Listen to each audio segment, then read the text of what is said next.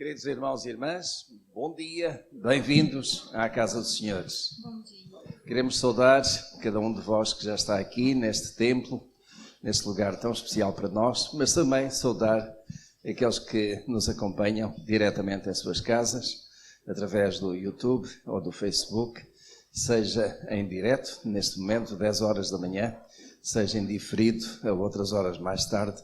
O nosso desejo é que realmente possais ter essa comunhão com Deus, encontrar esta ligação que naturalmente nos traz aqui, que é sentirmos a presença de Deus, falarmos com Ele, deixar que Ele toque nas nossas vidas, que Ele nos abençoe, que Ele nos dirija. Nós vamos ficar de pé para uma palavra de oração.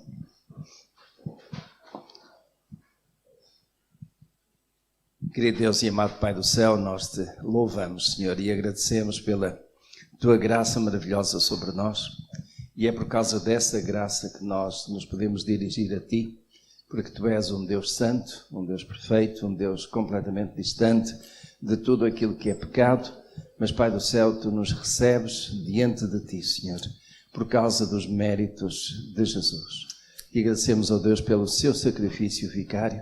Te agradecemos, ó Deus, porque na cruz do Calvário Ele levou todo o nosso pecado e através disso, Senhor, e por causa da nossa fé, nós reconhecemos que Tu és o único Deus, o Criador e sustentador de todas as coisas, aquele que tem poder sobre a nossa vida, e nós, Senhor, nos colocamos diante de Ti, prostrados para Te adorar, para Te louvar. E muito obrigado, Senhor, porque Tu ouves a nossa oração, porque Tu nos aceitas tal como estamos e Tu desejas ter esta comunhão connosco, Senhor. Na verdade, este tempo de culto é para que a nossa fé possa ser edificada, possa ser fortalecida, Senhor, possa ser cultivada. E nós pedimos, Pai do céu, que a venhas regar, que a venhas abençoar, que a venhas fortalecer, que a venhas limpar também de qualquer dúvida, de qualquer mal interpretação da Tua palavra ou do grande Deus que Tu és, Senhor. Ó Deus do céu, toca nas nossas vidas, Senhor. Pedimos que abençoes aqueles que estão aqui neste momento, neste templo sagrado, mas também, Senhor, aqueles que em suas casas nos vão acompanhar a esta hora ou mais tarde, Senhor. Nós pedimos, Pai do céu, que a cada um Tu dispensa a Tua graça, o Teu favor, a Tua bênção, Senhor, e que haja uma abertura de coração de cada um para estar em sintonia contigo, Senhor. Vem tocar, ó Deus, aqueles que estão em maior necessidade, Senhor, aqueles que fisicamente estão debilitados, Senhor. Pedimos, Pai do céu, o toque especial do Teu Espírito. Tu és um Deus que cura, o Deus que opera milagres, que opera grandes coisas, e nós imploramos em nome de Jesus que a Tua vontade seja feita sobre os nossos irmãos e irmãs que estão doentes. Rogamos, Pai do céu, também que venhas fortalecer e animar aqueles que estão mais desencorajados, Senhor, mais abatidos por problemas da vida, Senhor, que Tu dês a cada um sabedoria, que dês o bom ânimo, que, Senhor, até dês a solução para resolver os problemas, Senhor. Pedimos, Pai do céu, que aceites o louvor dos nossos lábios e também nos dirijas na meditação da Tua palavra, que ela possa vir da Tua parte, do Teu coração para o nosso coração. Em nome e por amor de Jesus oramos. Amém. Amém.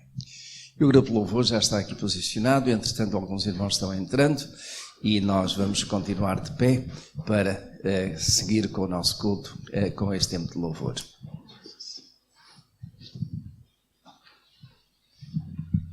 Graça e paz, igreja, bom dia. Bom dia. Bom estarmos na casa do nosso Senhor, amém? Amém. E no espírito de adoração nós vamos continuar louvando a Deus, engrandecendo o nome dEle, amém, irmãos?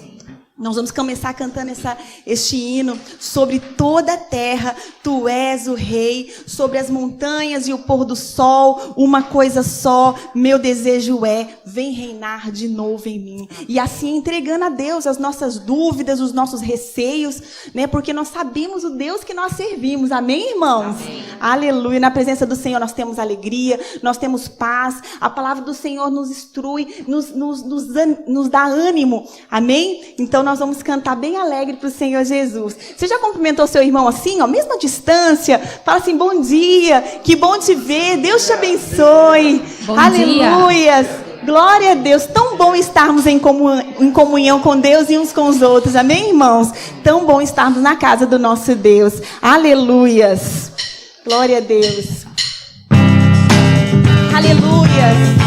Louvado seja o Senhor. Nós te adoramos, Jesus.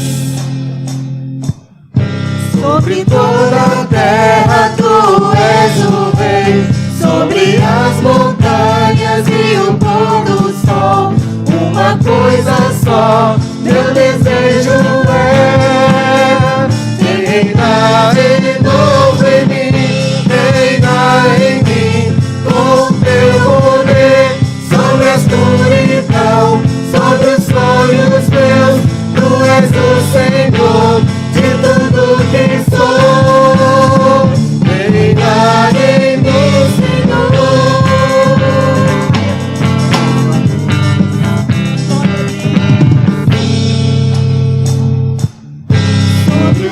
Pensar, tudo que eu falar faz-me refletir a beleza que há em ti. Tu és para mim mais que tudo aqui. Reina de novo em mim, reina em mim, com teu poder, sobre a escuridão, sobre os sonhos meus. Tu és o Senhor de tudo que sou. Mais uma vez com palmas, amém? Reina em mim, com teu poder. As palmas do Senhor. Sobre a escuridão, Aleluia. sobre os sonhos meus. Tu és o Senhor de tudo que sou. Vem reinar em mim, Senhor. Reinar em mim, com o teu poder, sobre a escuridão, Senhor, nas nossas vidas, na tua igreja, Jesus. Aleluia. Tudo que sou, reina em mim, Senhor. Reina em mim, Senhor. Reina em mim, Senhor. Aleluias. Louvado seja o teu nome. Glória a Deus. Estamos aqui, Senhor, porque nós te amamos. E queremos dar-te glórias, honra, louvores. Aleluias. Aleluias. Primeiro são os homens e nós, as mulheres, vamos estar repetindo a seguir. Aleluias.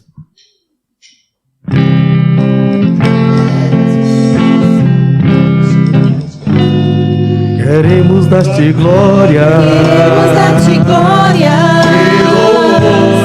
E louvores, levantando as nossas mãos, adorando-te, Senhor. queremos dar-te glória. Queremos dar-te glória. E louvores, levantando as nossas mãos, adorando-te, Senhor. Se grande és tu, grandes teus milagres são.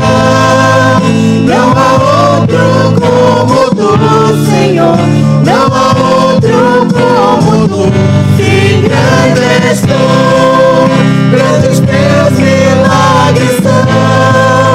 Não há outro como tu, Senhor. Não há outro como tu.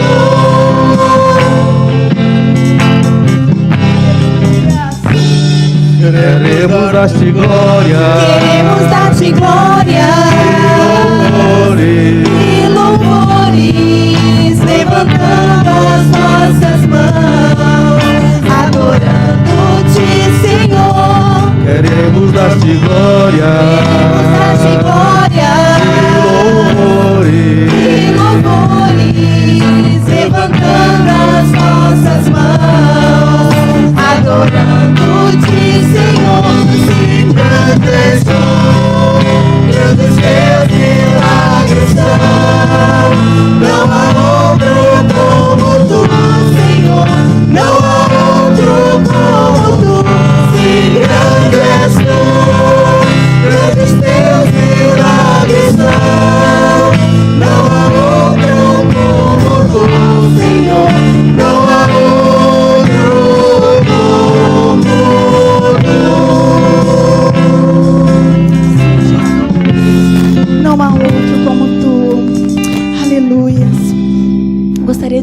ler uma palavra, um versículo que está em Provérbios 18, versículo 10, que diz assim: Torre forte é o nome do Senhor. Aleluia. Aleluias. A ela correrá o justo e estará em alto refúgio. Aleluias. Aleluias. Sim, Deus. Torre forte é o teu nome. E nós corremos para ela. Aleluias. Aleluias. Obrigada, Senhor, porque sabemos que podemos confiar. Aleluias. Glória a Deus.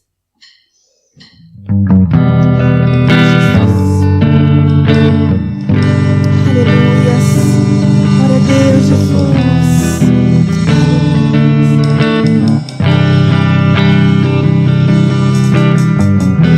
Estou tão seguro comigo estás. O teu amor não mudará em meu coração. Tão perto acredito que tu me sustens em tuas mãos. Eu descanso, nunca me deixarás. Tão perto acredito que tu me sustens em tuas mãos. Eu descanso, nunca me deixarás. Deste a tua vida, o teu amor sem fim. Me libertaste, aleluias. Mostraste o caminho que eu te encontrei. Tão perto acredito que tu me sustens em tuas mãos. Eu descanso, nunca me deixarás. Tão perto acredito que tu me sustens em tuas mãos. Eu descanso, nunca me deixarás. Sempre tens estado ao meu lado, mesmo quando eu não te vejo. Pelos anos mostraste mais de ti, mais de ti. Tão perto acredito que tu me sustens em tuas mãos. Eu descanso, nunca me deixarás. Tão perto acredito que tu me sustens em tuas mãos. Eu descanso, nunca me deixarás. Nunca me deixarás.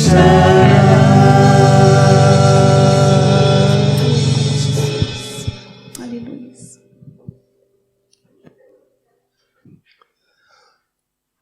Queridos irmãos e irmãs, aqueles que entretanto chegaram, bem-vindos. No próximo domingo, se Deus quiser, celebramos como igreja 98 anos nesta cidade. O ministério começou em 1922, por testemunho dos irmãos da Primeira Igreja Batista do Porto, conhecido também como Tabernáculo Batista, e aqui, em vários lugares, se foram fixando até que, nos anos 60, chegaram a este lugar e adquiriram esta propriedade que, ao longo dos anos, foi sendo transformada, adaptada, e há cerca de 10 anos atrás, então, foi praticamente toda demolida, ficando apenas aquela caixa de escada, mas tudo mais foi reerguido. Nessa altura, a nossa igreja tinha alguma quantia em reserva, em saldo para esse efeito, mas que não foi suficiente. A igreja contraiu vários empréstimos que, pela graça de Deus, tem vindo a pagar. Desde então, aliás, desde antes, já é uma prática da igreja de há bastante tempo, que tem sido norma na igreja, no dia de celebração do aniversário, fazermos também uma oferta de aniversário. E no próximo domingo, então, queremos deixar com os irmãos essa liberdade, essa generosidade para trazerem a vossa oferta, se vos for possível. Sei que estamos quase a chegar ao final do mês, alguns só eventualmente receberão mais tarde, mas aqueles que tiverem disponibilidade nesse dia, e quem não tiver pode deixar para o domingo seguinte, mas vamos procurar trazer a nossa oferta aos senhores, a oferta especial de aniversário. Quando alguém entre nós faz aniversário, é comum nós podemos fazer uma oferta, um presente, não é? Então este é o nosso presente para Deus, que é entregue à igreja para ser administrado pela igreja. Eu sei que havia um slide que estava preparado, pensado para ser apresentado neste momento. Está ali. Está representado na forma de flores. Cada um trará com certeza a sua oferta como melhor achar. Queridos irmãos e irmãs, mais para o final eu terei uma palavra especial de oração pela irmã Cândida, porque soube há pouco que a sua doença se tem agravado, ela precisa de voltar à França, creio que mais cedo, não é, minha irmã? Então vamos depois orar por ela. Esperávamos, e ela esperava também, que o seu regresso à França fosse apenas lá para setembro, mas terá que ser antecipado, não é? Vamos colocar isso nas mãos de Deus e daqui a pouco oramos. Convido os irmãos a abrirem a Sagrada Escritura no livro, no Evangelho segundo Mateus, capítulo 25.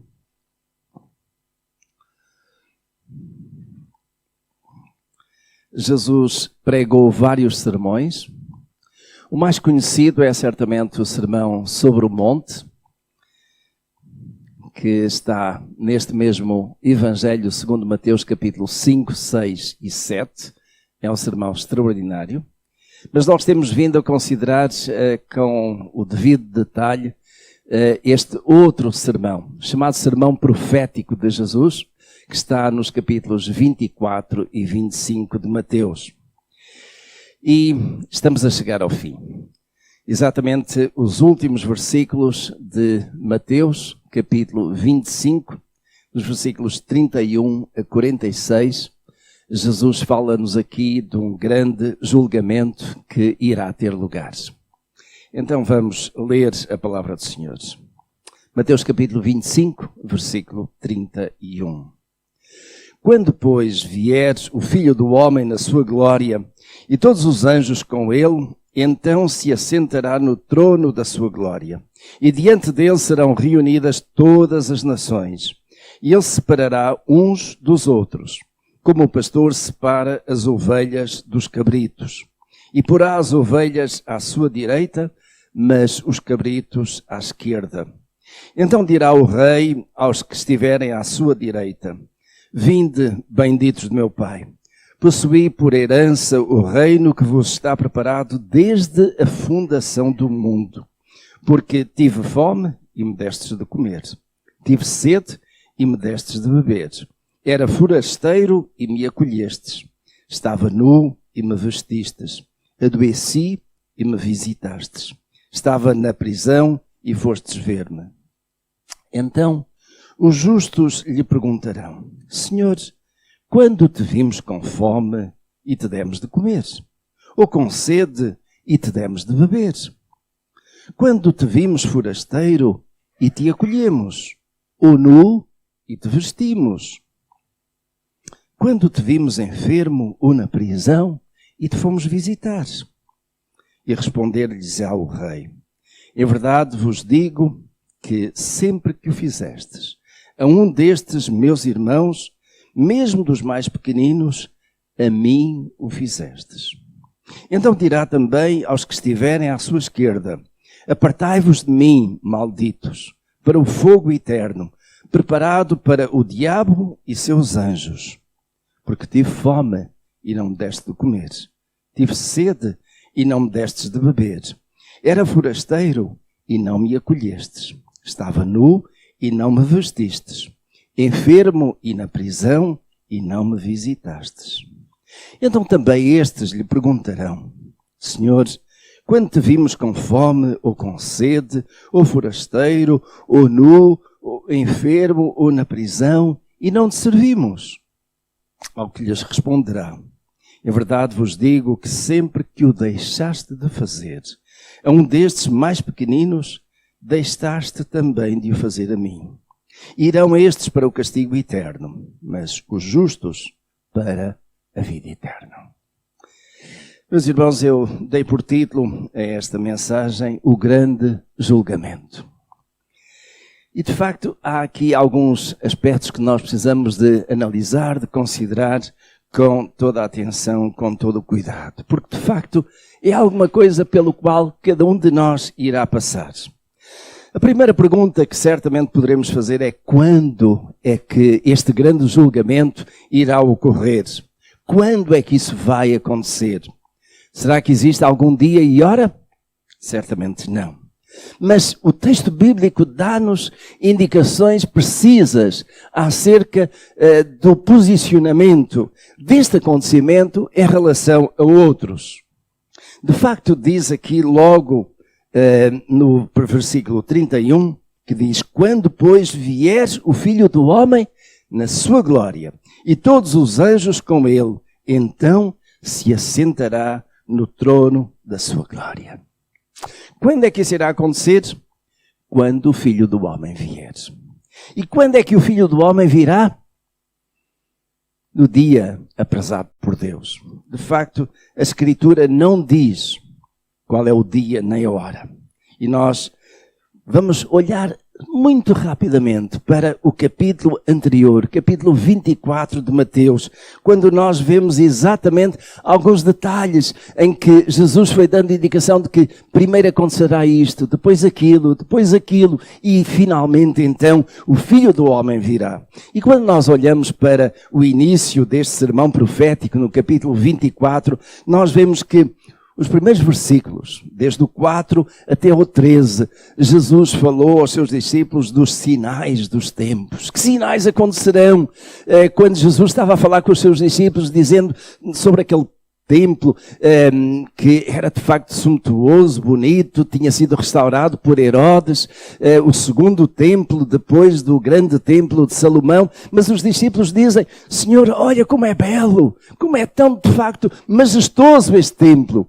E Jesus lhes diz: não ficará aqui pedra sobre pedra, sem que tudo seja derribado. Mas antes disso, acontecerão várias coisas, e são os sinais dos tempos de que ele falou, como sendo guerras e de rumores de guerras, muitos que viriam dizendo que eram o Cristo, alguns falsos profetas, acabaria por haver nação contra nação, reino contra reino, e ele diz: isso é o princípio das dores, mas ainda não é o fim. Sereis entregues à tortura, vos matarão, sereis odiados, muitos hão de se escandalizar e trair-se-ão uns aos outros. Jesus fala tudo isso. E isso, na verdade, tem acontecido ao longo dos séculos, desde aquilo que Jesus falou, podemos dizer até aos dias de hoje.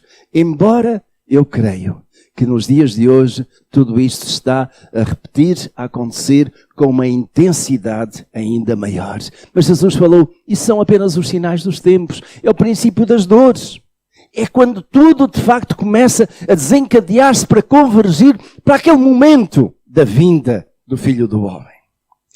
Mas Jesus diz que depois disto haverá uma grande tribulação. E ele menciona isso a partir dos versículos 21 e no verso 21 e 22. Ele diz: porque haverá então uma tribulação tão grande como nunca houve desde o princípio do mundo até agora, nem jamais haverá. E se aqueles dias não forem abreviados, ninguém se salvaria. Mas por causa dos escolhidos, serão abreviados aqueles dias. Uma grande tribulação. E eu creio, meus irmãos, que nós não estamos longe desta grande tribulação. daquilo que realmente virá aí. E grande tribulação, meus irmãos, não estamos a incluir, eu não estou a incluir nesta grande tribulação pandemias como aquela que nós estamos a viver. Por grande tribulação é de facto de ordem espiritual. É o poder satânico, o poder diabólico que vai entrar aí com toda a força em termos de grande perseguição. Gripes, Covid, SARS-2 e outros mais que virão por aí, eu direi, sempre os teremos. Sempre haverá forma de encontrar alguma vacina, mas este mal sempre virá. Podemos dizer que são algumas pragas que fazem parte já da humanidade. E nós temos estado, na verdade, tão atormentados com esta manifestação de pandemia. Eu creio, meus irmãos, só temos que nos preparar para outras mais que virão. E temos que estar preparados para isso.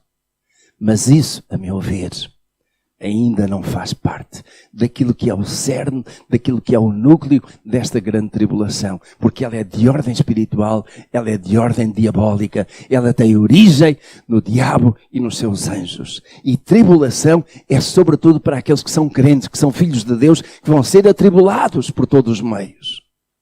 Isso, meus irmãos, está a acontecer em alguns lugares deste mundo, mas ainda não está generalizado. Ainda não é a grande tribulação, a meu ver, com todo o respeito por outras interpretações. Mas no versículo 14, que eu deixei de propósito ali no meio, ele faz aqui como que um balanço, faz a marcação de um momento, de uma baliza. E o verso 14 deste capítulo 24 diz assim: e este evangelho do reino será pregado no mundo inteiro, em testemunho a todas as nações, e então virá o fim. Meus irmãos, hoje são conhecidas mais de 6.000 línguas e dialetos. Destas 6.000 línguas e dialetos por todo o mundo, já existe tradução da palavra de Deus, ou no todo ou em parte, em mais de 4.000 línguas e dialetos. É impressionante, não é? Eu quero recordar aqui os meus tempos de estudo. Wycliffe foi um genial e dotado por Deus tradutor da Bíblia. E ele traduziu a Bíblia para vários idiomas. De facto, há pessoas que são poliglotas, têm uma capacidade tremenda de falar outras línguas.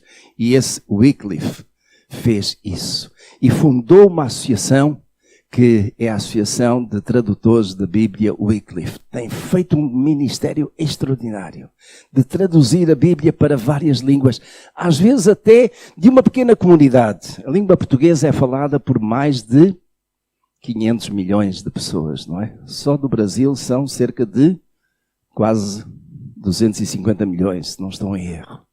Mas Angola, Moçambique, Guiné, Cabo Verde, Timor, por aí fora, de facto, soma para além da diáspora dos vários países. Então, a língua portuguesa é uma das mais faladas no mundo, creio que a terceira ou a quarta a nível mundial.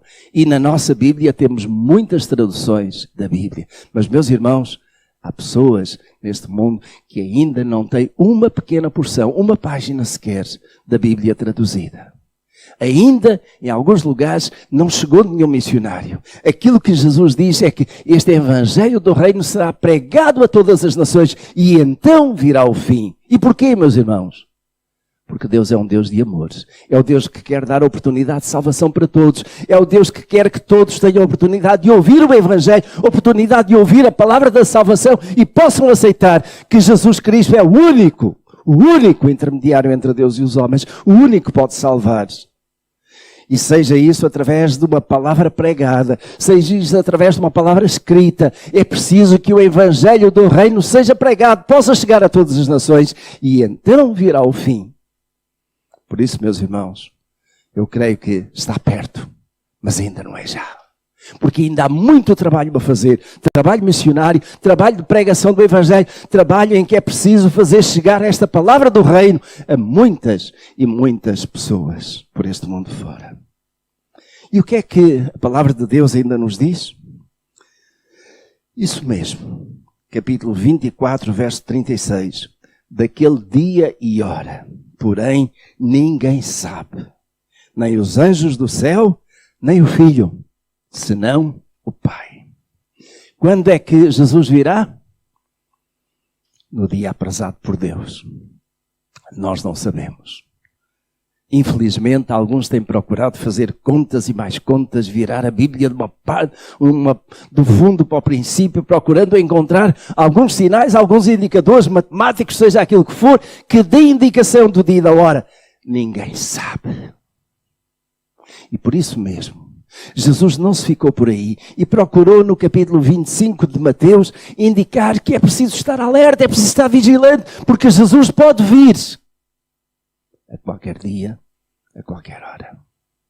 E por isso mesmo, neste capítulo 25, ele falou exatamente da parábola das 10 virgens, daquelas que foram prudentes, daquelas que foram negligentes. Ele falou também dos talentos que nós temos, os dons que recebemos de Deus e que temos que usar para a glória de Deus, para a edificação do corpo de Cristo. Até quando? Até que Deus nos mantenha aqui neste lugar. E finalmente, então Jesus chegou a este ponto aqui, dando indicação e chamando aqui a atenção de que o grande julgamento virá. E como é que ele virá? Como é que ele virá? Vejam ainda nos versos 1 e 2, quando diz, quando depois vier o Filho do Homem na sua glória. Então nós temos aqui já uma indicação, Jesus, o Filho do Homem, virá na sua glória. Não mais como ele veio da primeira vez. A primeira vez Jesus veio num estado de humilhação. Ele que era Deus, Filho de Deus, encarnou, esteve no nosso meio, mas viveu de uma forma tão humilde, procurando identificar-se conosco. Jesus, diz a Escritura em Efésios, não teve por usurpação ser igual a Deus, tomar aquela posição de divindade. Ele veio na sua humanidade. Para quê? Para estar lado a lado connosco, para sentir as nossas dores, sentir as nossas tentações, sentir as nossas fragilidades. E nesse processo aí, ele foi até à morte e morte de cruz. Não houve humilhação maior. Jesus não merecia, não. Mas ele fê-lo voluntariamente por si e por mim. Mas quando Jesus voltar, e ele disse que voltaria, deixou tantos indicadores. Os discípulos anseiam pela vinda de Jesus. Amém? E ele voltará. Mas quando ele voltar, não mais será humilhado, não mais ficará nessa posição humana, porque ele é Deus. E ele virá em glória.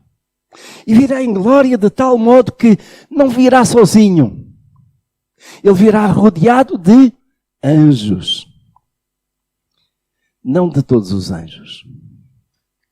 Aí na Escritura diz, é interessante, e todos os anjos com ele. Eu não vou corrigir a Escritura de modo nenhum. Vou apenas clarificar o que é esse todos. Nem todos os anjos virão com Jesus. Os demónios são anjos, mas são anjos caídos. Eles não virão com Jesus. Que todos os anjos são estes. São os anjos fiéis ao Senhor. Milhares e milhares que virão. E meus irmãos, é interessante nós olharmos para aquilo que a Escritura nos fala acerca dos anjos. Diz lá em Hebreus que eles são espíritos ministradores de Deus. Para ministrar a quem? Àqueles que hão de herdar a salvação. Os anjos ministraram a Jesus quando Jesus foi tentado por um anjo também. Lucifer, Satanás, o diabo. Lucifer veio, tentou Jesus, faz com que estas pedras se transformem em pães. Depois lança-te aqui abaixo, porque dará ordem aos seus anjos para que venham e te sustenham. E Jesus foi resistindo, e a última tentação, dar-te-ei todos os reinos deste mundo. O diabo dá aquilo que não tem. Mas ilude, engana. E Jesus diz, para trás de mim, Satanás. Adorarás somente ao Senhor teu Deus. E diz a Escritura que o diabo se afastou, o deixou, e vieram os seus anjos os anjos de Deus e serviram Jesus. A Escritura diz que os anjos se acampam ao nosso redor, não é? Nós não sabemos, não os vemos. São criaturas extraordinárias, simplesmente extraordinárias, cheias de poder também, de um poder que é limitado, condicionado por Deus, claro. Deus é o único que é todo-poderoso, mas Deus deu poder aos anjos. E quando nós lemos o livro do Apocalipse, com todos estes preparativos para a vinda de Jesus, vemos como os anjos têm um papel tão especial. Os anjos vão tocar as trombetas. E quando se tocar a trombeta, então o que é que isso significa? Que os redimidos, os escolhidos, serão juntos e chegarão à presença do Senhor. Então Jesus virá com os anjos na sua glória. Para quê? Para vir buscar os que são seus. Mas antes disso, e nesse processo aí, cabe exatamente este grande julgamento. Porque diante dele estarão quem? Todas as nações. Vejam aí. Verso 32. E diante dele serão reunidas todas as nações. E o grande julgamento começa. Eu vou pedir que passem o slide seguinte. Porque o slide seguinte vai mostrar-nos, digamos, graficamente aqui, exatamente aquilo que vai acontecer e que está escrito na Bíblia. É que haverá uma separação. E esta separação é causada exatamente por uma sentença. Ou seja, Jesus já sabe quais são aqueles que são ovelhas e aqueles que são cabritos ou bodes. E Ele vai separar. Meus irmãos, nos meus tempos de seminário, tive naturalmente que estudar também outras denominações e seitas. E uma delas, Testemunha de Jeová, tem um ensino que é simplesmente absurdo. Consideram que Jesus não é Deus, que Jesus, pelo menos, não é Deus como o Pai. Jesus é assim um Deus menor. E marcaram a vinda de Jesus para um determinado dia ou hora, lá em 1914. Depois não veio, então 1918. E quando Jesus também não veio visivelmente em 1918, nem fisicamente em 1918, aquilo que eles disseram foi, não, Jesus veio, mas Ele ficou entre o céu e a terra a preparar o juízo final. Os irmãos estão a ver Jesus, funcionário público, burocrata, cheio de pastas de dossiê a preparar o juízo final. Como se Ele precisasse disso. Ele sabe todas as coisas acerca de cada um de nós. Nada daquilo que nós somos, nada daquilo que fazemos está oculto, é desconhecido de Deus. Jesus sabe tudo. E quando Ele se sentar no trono, em que diante dele estarão todas as nações da terra, estaremos nós lá também. Estarão os nossos amigos, os nossos familiares. Todos, diz a Escritura, Paulo escreve isso. Todos iremos comparecer diante do tribunal de Cristo. E quando lá estivermos, qual vai ser a sentença? Será que Jesus vai precisar de chamar cada um de nós e depois as testemunhas como um juiz faz no tribunal? Não. Ele sabe todas as coisas. Reparem, aquilo que Jesus está a dizer é que Ele passa imediatamente para a ação. Passa imediatamente para o cumprimento desta sentença. Que é o quê? Separação. Uns para a direita, outros para a esquerda. E meus irmãos, por favor, não entendam política aqui. Não tem nada a ver. Tem a ver, isso sim, com o significado do que é estar à direita ou à esquerda de alguém importante. E desde os tempos da antiguidade, sentar-se à direita de alguém era o lugar mais importante do que sentar-se à esquerda. Por isso mesmo Jesus, quando ascendeu aos céus, Ele foi sentar aonde? À esquerda do Pai? Não, à direita. E Ele está lá intercedendo por nós. E Ele virá e fará esta separação, em que colocará uns à direita, outros à esquerda. Que uns são estes, que outros são estes.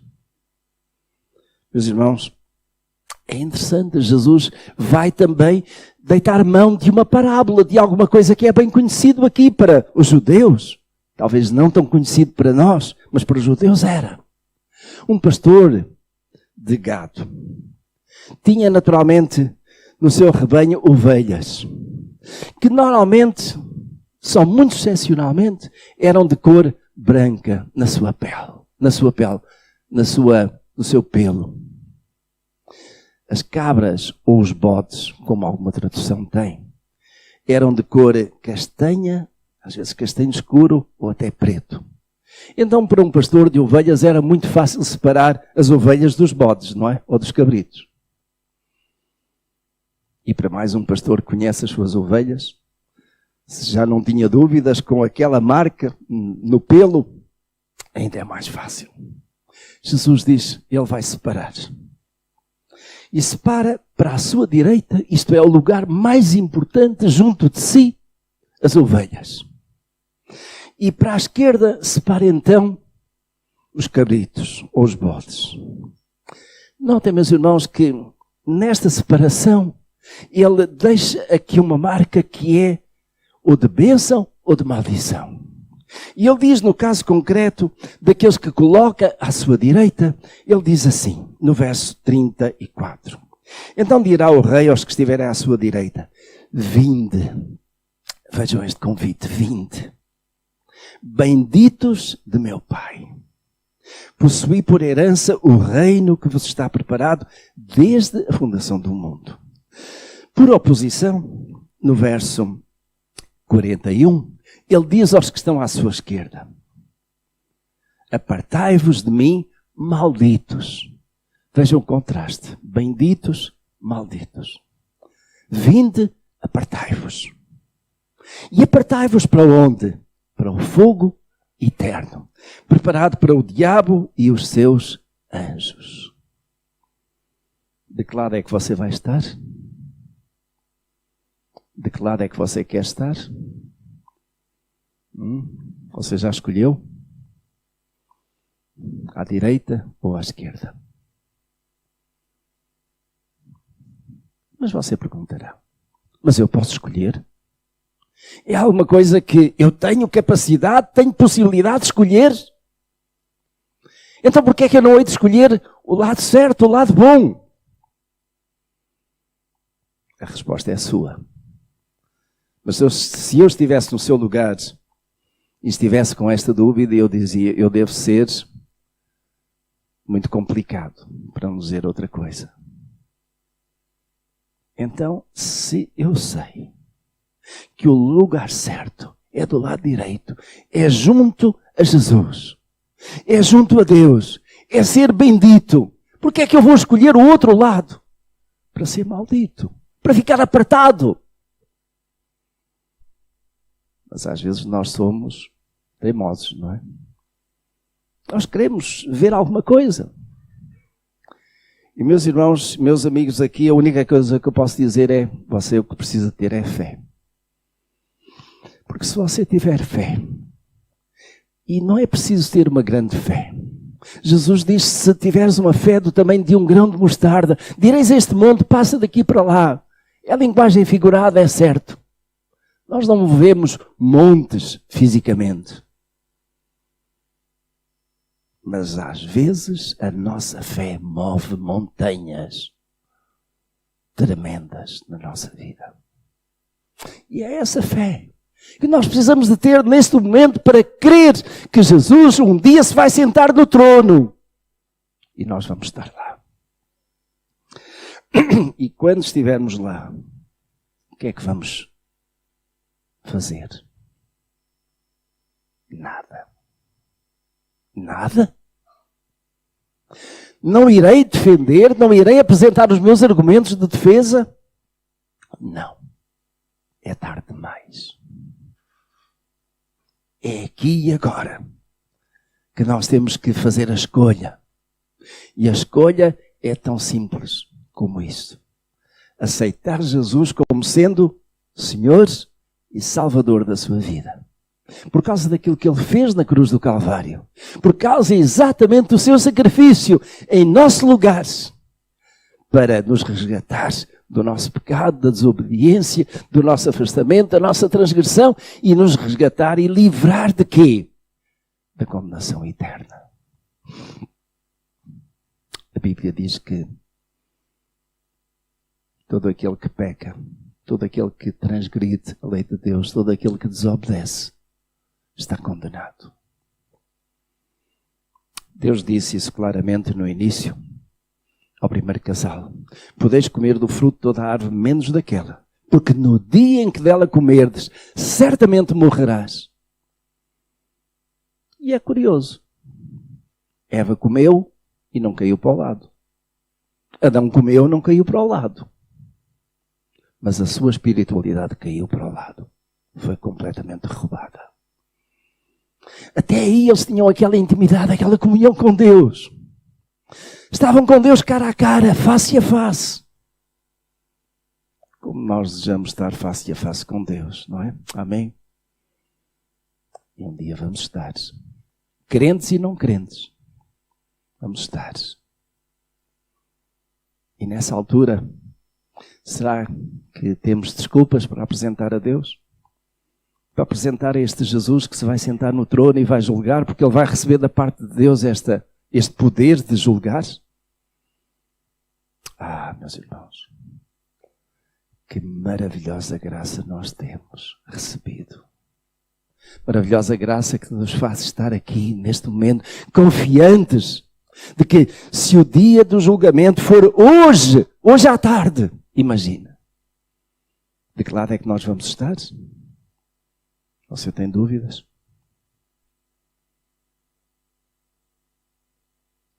Você tem certeza de que lado vai estar? Amém, amém. Isso é o conforto que o Espírito Santo coloca nos nossos corações.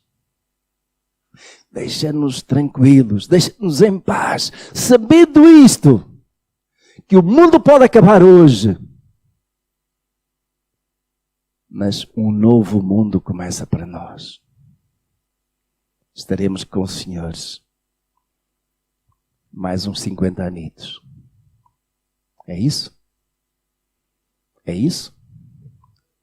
E aqueles que vão ficar separados de Deus, que ficam à esquerda, que vão ser colocados ali de parte, também será só por uns 50 anitos, não é?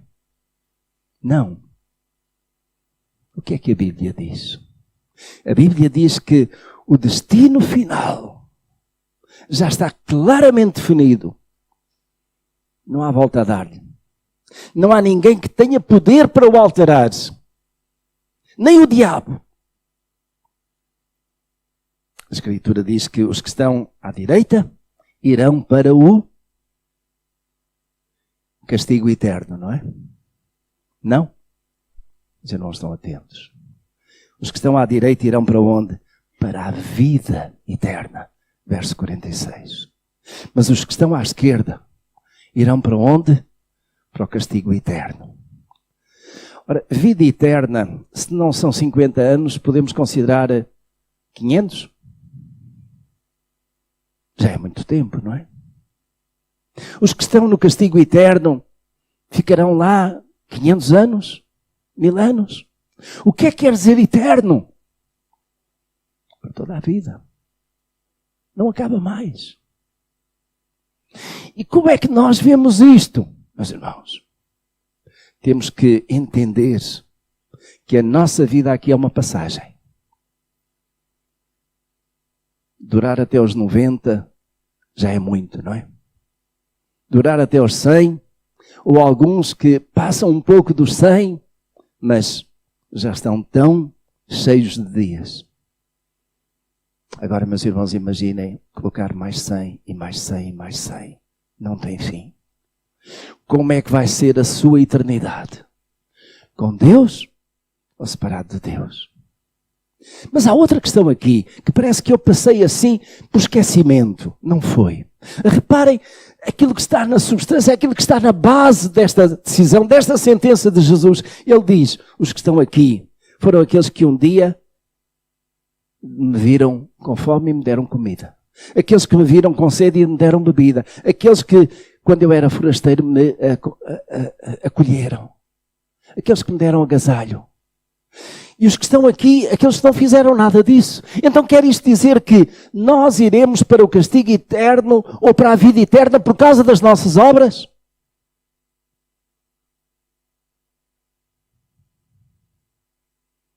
Não. Então o que é que Jesus está a querer dizer? Será isto um engano? Será que os intérpretes como eu estão aqui confusos, baralhados? Reparem, aquilo que está na base, digamos, se eu posso resumir numa palavra, isto do tive fome e me deste comer, tive sede e me deste beber, estava nu e me vestiste, se eu posso resumir isto numa palavra, sabem qual é, meus irmãos? Amor. Amor por quem? Pelo próximo. E este amor é alguma coisa que está em nós por causa de quem? Do Espírito de Deus. Quando nós olhamos para o fruto do Espírito, o que é que vem lá à cabeça? Amor. Então, aqueles que têm amor, este amor ágape, este amor divino, este amor que Deus coloca em nossos corações, são aqueles que verdadeiramente são convertidos. Reparem, ao mesmo tempo aquilo que Jesus está a dizer é que os nossos semelhantes, aqueles que estão à nossa volta, são pessoas, não importa a sua cor de pele, não importa a sua origem, não importa o seu país, não importa a sua condição financeira, são seres humanos que precisam de ser respeitados e serem tratados com dignidade. E de certo modo aquilo que está Jesus a dizer é que nós podemos olhar para eles e ver Cristo nas suas necessidades. Não que eles sejam Cristo, mas de ver as suas necessidades. Quando Jesus esteve aqui, ele teve fome e alguém deu alimentos. Jesus teve sede, alguém lhe deu alimentos. Jesus, que era o dono de tudo, despiu-se, esvaziou-se e veio até aqui. Mas alguém lhe fez chegar as suas necessidades básicas. Então, meus irmãos, quando nós, à nossa volta, sentimos alguém que tem necessidades, e quando nós o fazemos, mas atenção, quando o fazemos não para tocar o sino, quando o fazemos de coração, quando o fazemos por respeito e por dignidade da vida humana, é como se o estivéssemos a fazer a Jesus. E Jesus conhece todas as coisas. E eu quero casar este texto aqui em Mateus com o texto da boca do Senhor Jesus, em Apocalipse. Apocalipse capítulo 20. Porque é Jesus exatamente a dizer alguns detalhes relacionados exatamente com aquilo que está na substância desta escolha, desta separação. Apocalipse capítulo 19. Aliás, desculpem, capítulo 20, conforme disse. Começando no versículo 11. E do 11 até ao 15. O livro do Apocalipse foi escrito por João. Ele teve 4 visões. E é o próprio Jesus a dizer-lhe as coisas que hão de acontecer. E neste caso concreto é exatamente o final. Vejam então Apocalipse capítulo 19. Aliás, 20. Capítulo 20, verso 11. E vi um grande trono branco, e o que estava assentado sobre ele, e de cuja presença fugiram a terra e o céu, e não foi achado lugar para eles. E vi os mortos, grandes e pequenos, em pé diante do trono, e abriram-se uns livros. E abriu-se outro livro, que é o da vida. E os mortos foram julgados pelas coisas que estavam escritas nos livros, segundo as suas obras. O mar entregou os mortos que nele havia, e a morte e o Hades entregaram os mortos que neles havia, e foram julgados, cada um segundo as suas obras. E a morte e o Hades foram lançados no lago de fogo. Esta é a segunda morte, o lago de fogo. E agora note, e todo aquele que não foi achado inscrito no livro da vida foi lançado no lago de fogo. Então, meus irmãos, reparem, há 2 tipos de livros na Biblioteca Celestial. Um é o livro da vida, é um livro só.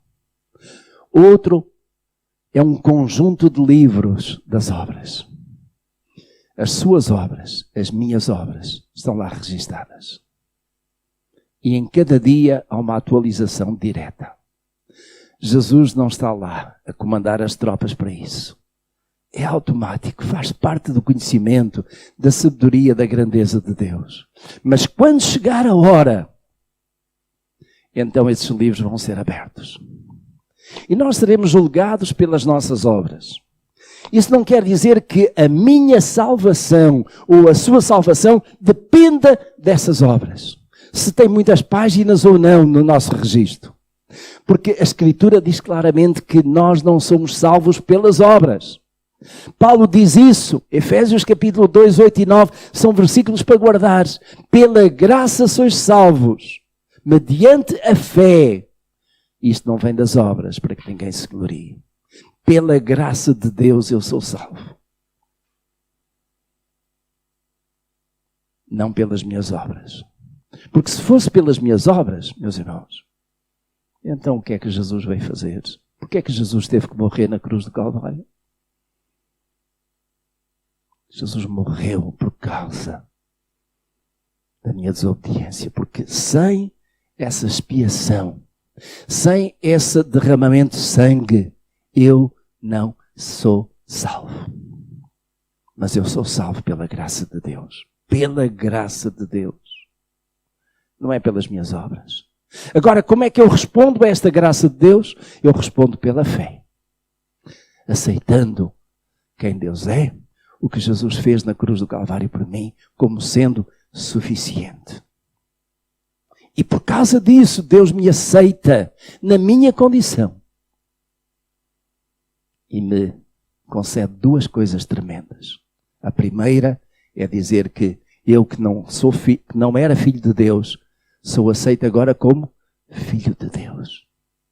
E a outra coisa tremenda é que Ele não me deixa mais sozinho nas minhas lutas com o diabo. Ele dá-me o seu Espírito para que eu possa resistir e possa ter uma vida transformada e abençoada.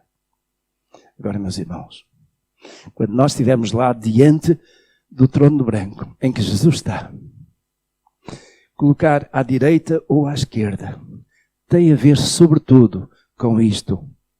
O meu nome está escrito no livro da vida, eu vou para ali. Não está escrito no livro da vida, vou para ali. Mas aqueles que estão aqui, cujo nome está escrito no livro da vida, e as suas obras, contam para alguma coisa? Contam. Contam. Porque a Bíblia fala numa coisa extraordinária. Eu não vou ter tempo de modo nenhum colocar aqui, mas são os galardões. Meus irmãos, o que é que vai ser de um crente que recebeu a salvação, mas nunca fez nada por Jesus? De um crente que diz: Senhor, muito obrigado pela salvação que me deste, mas eu vou ficar aqui quietinho. De um crente que recebeu um dom espiritual, mas diz: Senhor, ele cabe no meu bolso, eu vou guardar aqui. De um crente que recebeu talentos e que faz como aquele que recebeu um e enterra na areia para depois devolver. Que galardão é que esses vão ter? Zero. Estão salvos? Estão. Mas em vida perderam a bênção de servir o Senhor, servir o Rei dos Reis. E depois, em vez de ouvir bom está a ser bom e fiel, vão ouvir o quê?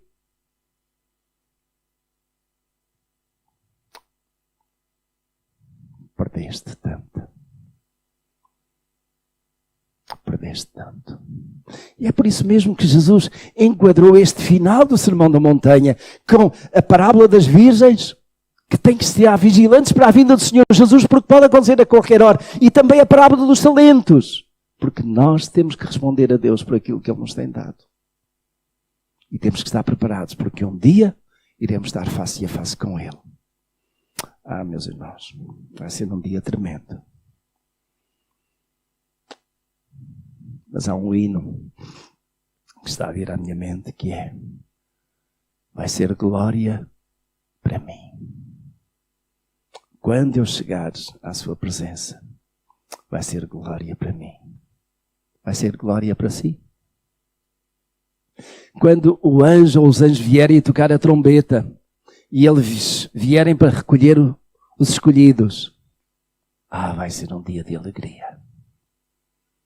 Para muitos vai, para outros não. E tal como Jesus aqui, neste sermão profético, disse, vai ser terrível para alguns, porque diz a Escritura, diz Jesus, que estarão dois sentados, um será levado e o outro ficará. Isso tem a ver com outro aspecto deste processo aqui, que é o arrebatamento da igreja.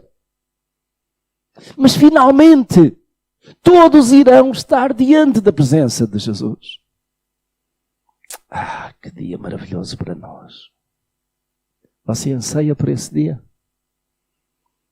Olha que os apóstolos ansiaram mais ainda, porque eles estavam debaixo de grande pressão. Eles tinham uma grande expectativa que Jesus viria naquela hora. Mas passou aquela geração, passou outra. Chegou até nós e Jesus ainda não veio. E por isso mesmo alguns pensam, se calhar não vem. Como vão estar estão tão enganados? Jesus virá. E nessa altura você estará lá também. Não importa se você crê ou não crê, não importa se você quer ou não quer, você vai estar lá. E eu vou estar também. E diante de Deus, o que é que vai ser para nós esse dia? De alegria, vida eterna ou de tristeza, castigo eterno? Hoje temos a escolha. Eu sei que muitos que estão aqui já escolheram. Qual é a sua escolha? Qual é a sua escolha? Você escolhe colocar a sua vida nas mãos de Deus? Você já escolheu colocar a sua vida nas mãos de Deus?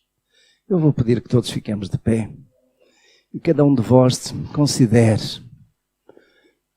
a sua vida diante do Senhor.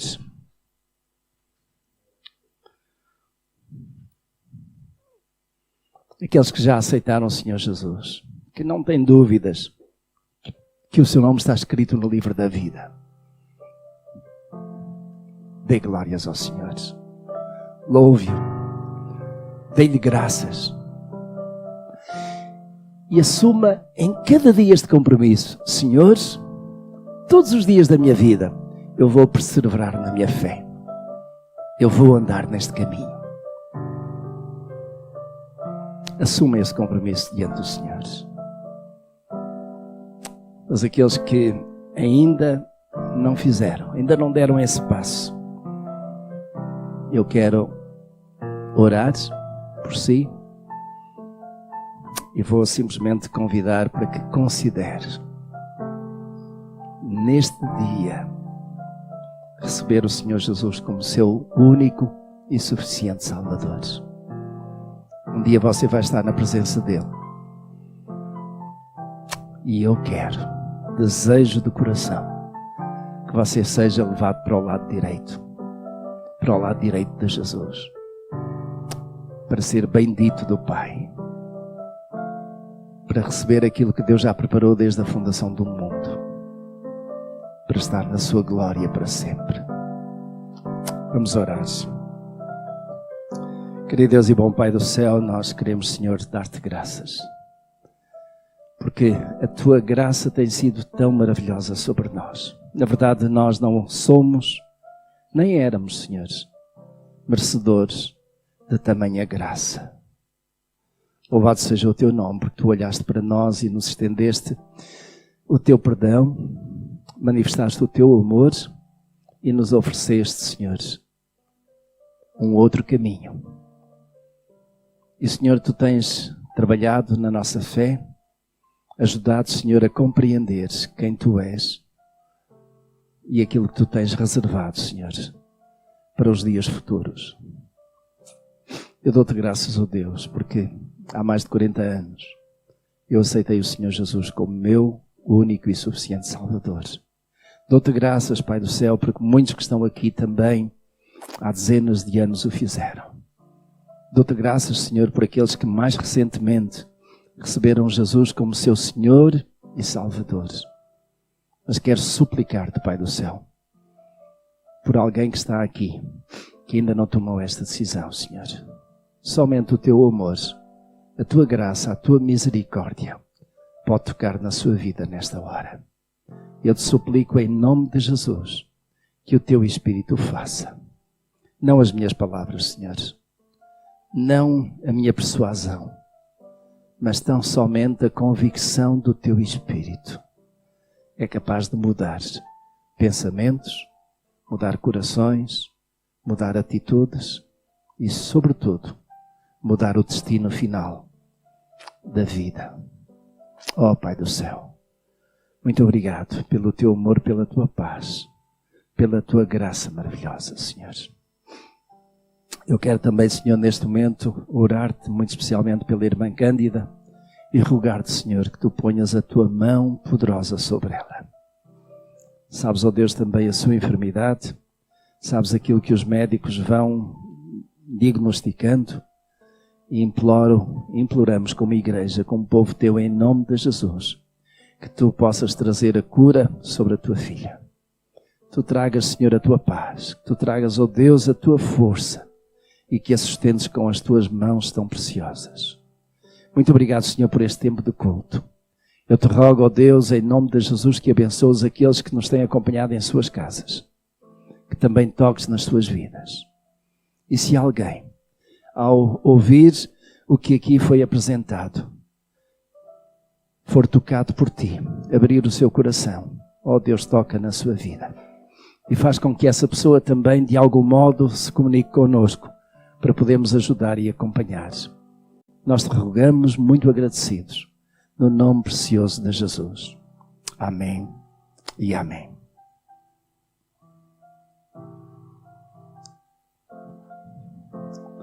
Vamos ficar só mais uns segundos. Eu tenho uma comunicação a fazer.